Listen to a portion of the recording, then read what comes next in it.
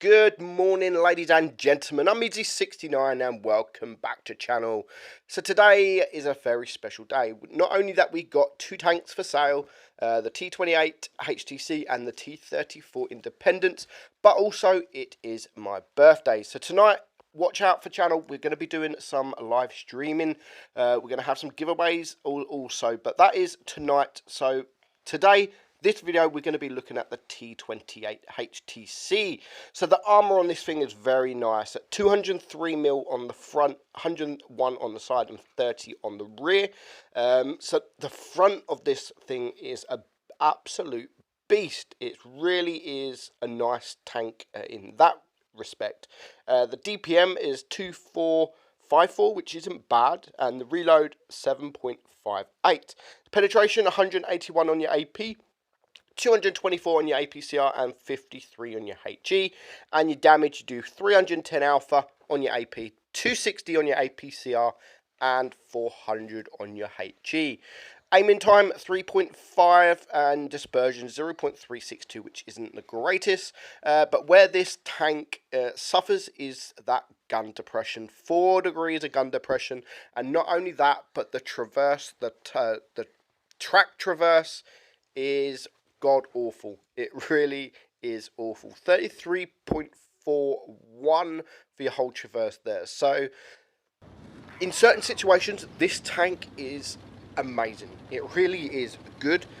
Overall, I don't think it's a great tank because it only does well in certain positions. The speed is actually not so bad of the tank, but it's just that traverse speed which sucks. It really does suck, and obviously the gun depression. So we've got two battles. We've got one here on Copperfield, and we've got one on Mirage. And these two games just goes to show how well this tank can be played. In certain situations, if you can make sure the enemy is in front of you, because as soon as they get to the side of you, especially the mediums, if you're in the open, you are absolutely going to get wrecked. So make sure, goodbye KV2, he didn't last very long. So as long as you've got the tanks in front of you, you can really do well in this tank, and you're going to bounce a shed ton of damage. So this battle we have Hot Rocks Calibi, one of my good friends, one of my patrons, and met him at Tankfest again. We've met him a couple of years.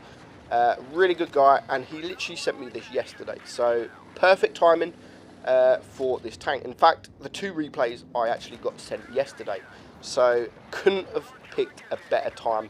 Goodbye Wi-Fi Firefly, he's just been wrecked. So already 1.5 minutes down, and 3 tanks has just disappeared. So Hot Rocks is going to poke forward. He's going to try and get rid of the ARL, and you can see he is not taken any damage just yet, but now he needs to be careful, and he's definitely going for that right position there, because that T71 was AFK. It turns around, and he gets shot from the housing, and now he's starting getting shot from the T71. So it's 2 against 5. It's like almost an impossible battle already, but he's going to get that shot in on the Wi-Fi Firefly. So that puts him down to a 1 shot. So the 88 on his team has taken out the Hellsing, which is a good tank to be taken out. He takes out the Firefly, and we already know that this T71 isn't the best of players, but the enemy are capping C, so we know where a couple of the enemy tanks are, but they really need to deal with this T71. But the problem is, the last 2 tanks alive, hello Kieran, the last 2 tanks alive are very slow, like the slowest in the tier, and there is a couple of really fast enemy tanks that for some reason they just cost the battle. This Panzer 4S is one of the best tier 6s in the game, and he is literally just shoot me.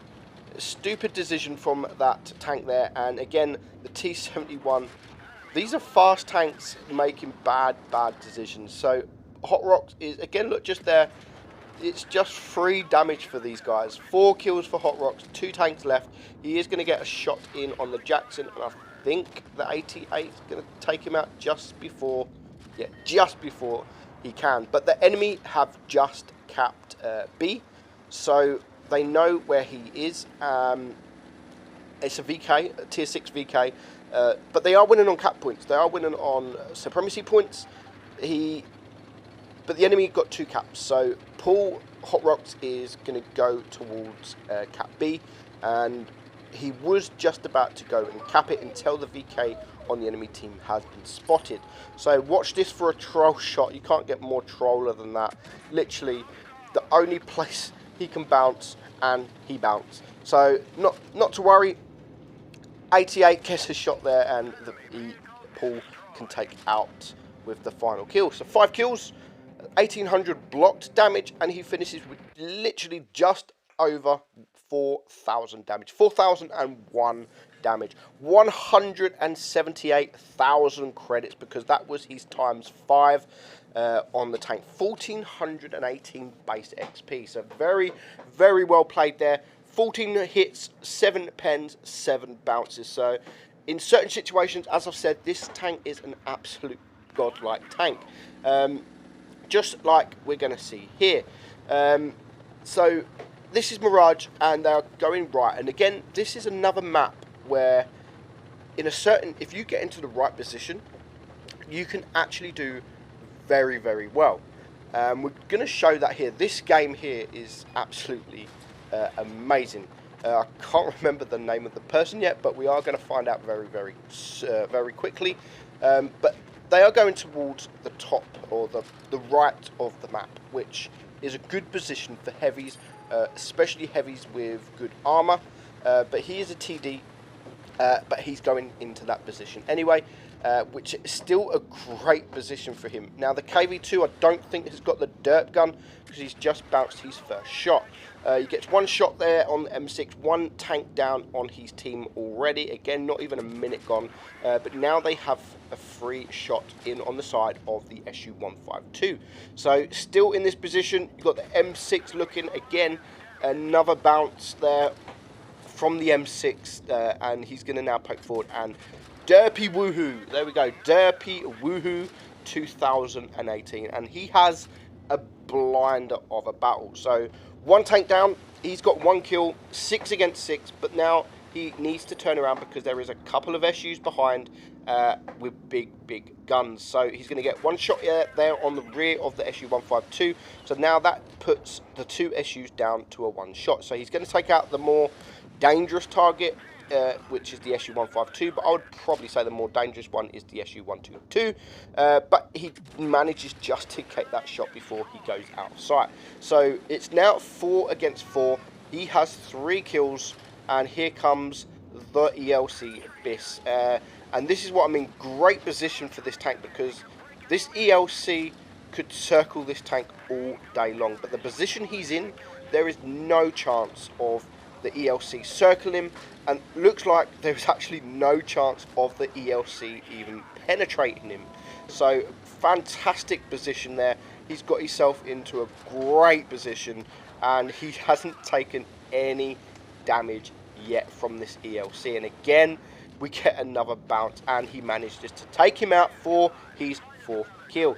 Now here comes the Cromwell again. He's just going to turn around. He's not going to allow the Cromwell, or any tank for that matter, to get behind him, and he's going to try and cut him off. Although there is the KV2, gets 1 shot in him, leaving him on 11 HP.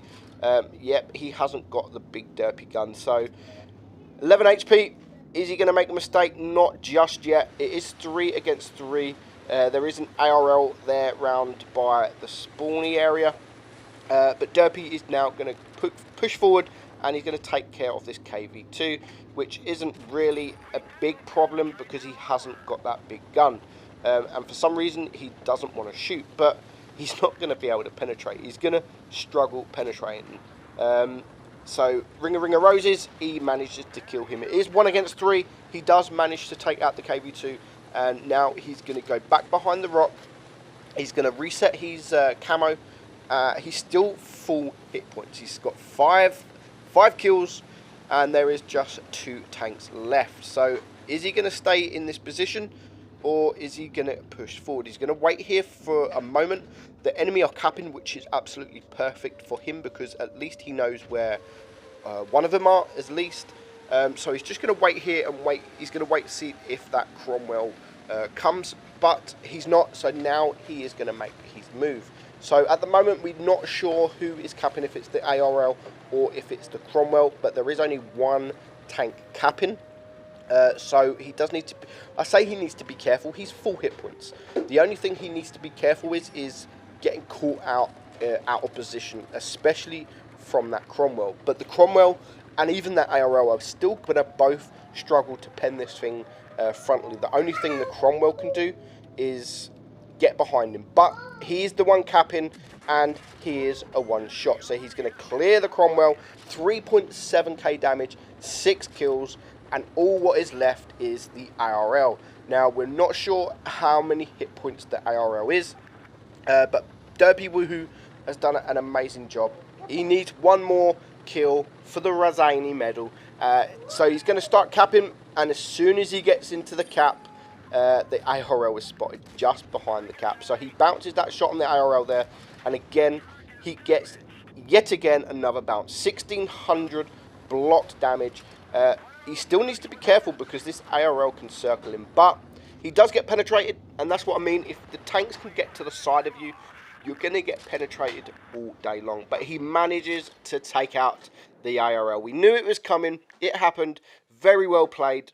4,121 damage, 35,000 credits. Razani, the high caliber Top Gun, and the Klobanovs. So that is the T28 HTC for sale today, along with the T34 Independence. I'm not going to make a video on the T34, but I just wanted to make a video on this T28. A good tank, but in Tier 8, you are going to suffer. Hope you enjoyed the video, guys. I'm Meadsy, and I'll catch you soon.